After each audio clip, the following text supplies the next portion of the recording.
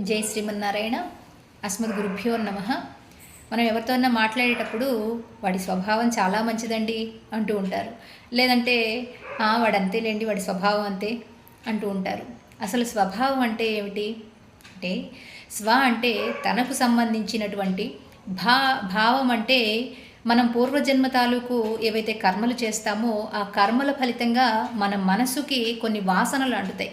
వాటి ద్వారా మనం ప్రవర్తిస్తూ ఉంటాం. అంటే పూర్వజన్మ తాలూకు కర్మల తాలూకు ఏవైతే ఫలితం ఉందో తద్వారా మనసుకి అంటినటువంటి వాసనా బీజముల వల్ల మనం ప్రవర్తిస్తూ ఉంటాం.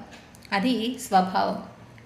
ఆ స్వభావం మంచిదై ఉంటే, మంచి కర్మలు చేసుకొని ఉంటే మంచి జన్మ వస్తుంది. లేదంటే చెడు కర్మలు చేసుకుంటే చెడు ఫలితం వస్తుంది.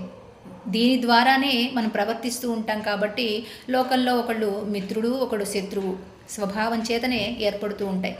కాబట్టి మనం స్వభావం వల్ల మన కర్మ ఉంటుంది, స్వభావం వల్లనే మనం ప్రవర్తిస్తూ ఉంటాం. కాబట్టి కర్మే గురువు, కర్మే ఈశ్వరుడు. పరమాత్మ ఒక్కొక్కరికి ఒక్కొక్క స్వభావాన్ని ఏర్పరిచాడండి.